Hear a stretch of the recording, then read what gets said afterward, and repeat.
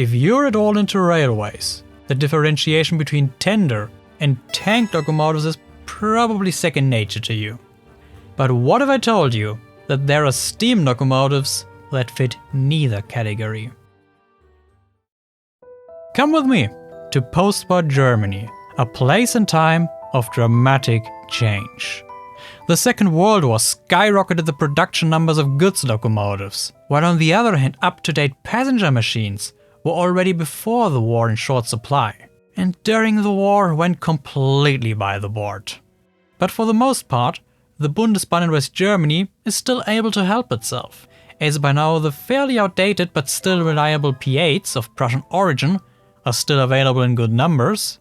The most modern goods designs, in particular the Class 50, can also be used for less demanding passenger services, and express services are at that point far from a priority anyway.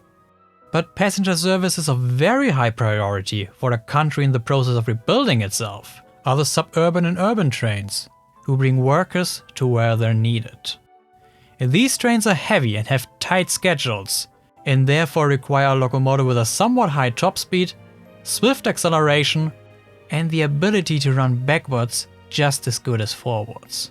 The about 400 remaining Prussian T18 tank locomotives suit that bill perfectly, but they are also the only major class to do so. Most other tank engines are too weak, and a passenger counterpart to the Class 50, which is an excellent backwards runner, has yet to make it into serial production. Therefore, new builds are desperately needed and are already in development at that point.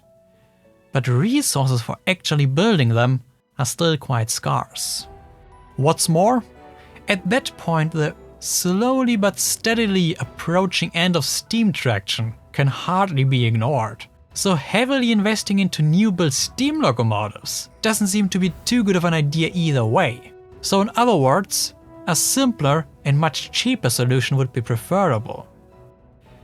And such a solution was found. The 1906 introduced Prussian P8, Germany's most numerous passenger locomotive and a dependable machine which can almost do anything, is still in service in good numbers. At that point the Bundesbahn has still more than 1200 of them, and will not just because of its sheer number remain indispensable for many more years to come. Many more years which would in fact turn into 2.5 more decades. But despite all that praise, their age does show, both in design and in condition. So if they're supposed to stay in service, they need some thorough attention. Most notably that tenders have very much outlived themselves. They are too small for long runs, too unstable to run tender first, and reportedly are also in very bad condition, as such limiting more in war what the P8 would actually be able to do. So if the tenders need to be replaced anyway, why not turn the P8s at the same time into the much needed heavy tank locomotives? But how exactly would you even do that? Even though the rebuilt locomotives were classified as tank engines, it was never the intention to go that extra mile of rebuilding them actually into a tank locomotive, but rather into a locomotive that would perform like one. So to reach the desired backward speed of 100 km per hour, matching the P8's forward speed, the size of the new tender was significantly reduced, making just 2 axles sufficient and avoiding the need of any bogies. The curved bottom of the water tank also provides a significant amount of strength, though the tender can be fairly light in construction, while also, and that is important for running, having a low center of mass. And that short tender, Kurztender how it was referred to in German, is tightly coupled to the locomotive. In addition to it, extends a drawbar far into the locomotive's frame, just about behind the third driver.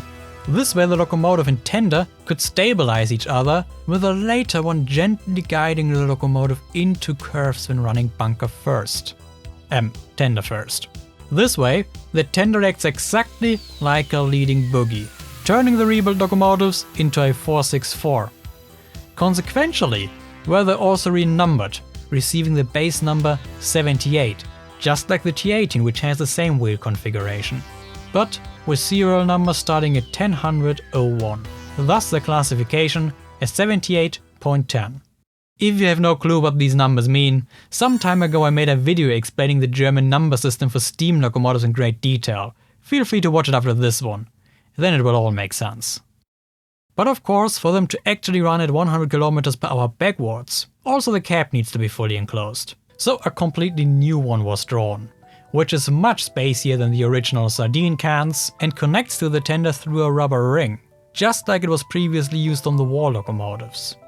With that, 2 prototypes were delivered in 1951 for testing by the renowned Bavarian locomotive factory Krauss-Maffei, before serial production would commence.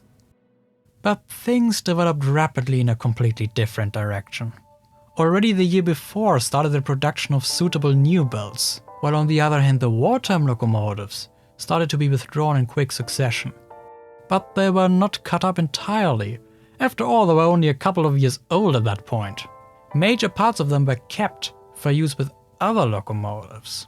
I won't go into much detail here, as I've already made a video about how to recycle a new locomotive. Yeah, sorry about the clickbaity title, but that's my job, you know.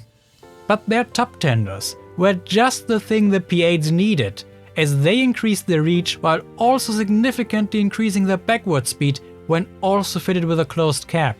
Something the purpose-built short tenders failed to do. You see, the idea was great on paper and actually well thought through. But the 2 built prototypes could simply not live up to that expectation. The locomotive tender connection did not result into the ride quality that it was hoped for. And the tender acted while leading the locomotive more like, well, a tender than a leading bogie. And ultimately the backwards top speed of the rebuilds had to be cut down to just 60 km per hour, which is a mere 10 km per hour more than before they were rebuilt. Could that issue have been fixed and the proposed rebuild program be a success after all? Probably. But there was simply no need for it anymore. And while the 2 sisters had their opportunity to shine while being entrusted with even express trains, as a 2-off, their time was prone to be short. Relegated to work trains, 78-1002 was withdrawn in 1960 and 1001 in 1961. Needless to say, neither of them was preserved, and so one of Germany's most curious rebuilds was lost to history. I am aware many people don't like their appearance, and they do look unusual, sure. But once you get past that initial confusion, you are certain to recognize their unique elegance. This model and video have been long in the making due to the scarcity on information about this class. But it's finally here, and it might be one of my favorite models to this date. So, thank you Patreon supporters and channel members for keeping the dream alive. Oh, and before you go, these are the 2 videos I mentioned. See you there!